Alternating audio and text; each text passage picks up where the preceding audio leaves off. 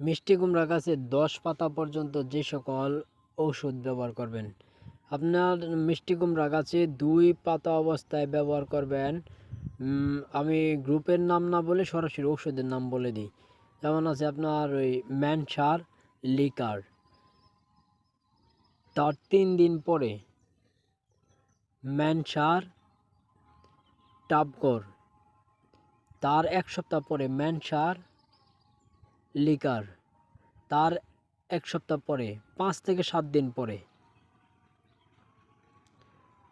Liquor আর হলো লার্কোনিন, তার 5 থেকে 7 দিন পরে লিকার লার্কোনিন। যেহেতু শীতকাল চলে আসছে, যদি কুয়াশা মনে করেন তাহলে আপনি ব্যবহার করবেন। যদি অতিরিক্ত কুয়াশা মনে করেন, লার্কোনিন না ব্যবহার করে অটোস্টিন ব্যবহার করবেন।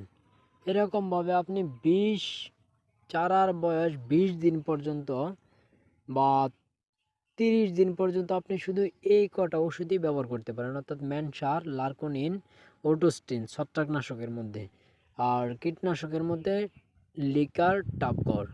কিছুই দরকার নাই। যদি আপনার আশেপাশে সাদামাছির আক্রমণ বেশি থাকে তাহলে আপনি, বা গুড়া পোকার উপদ্রব বেশি থাকে তাহলে আপনি ব্যবহার করতে পারেন হলুদ পেপার।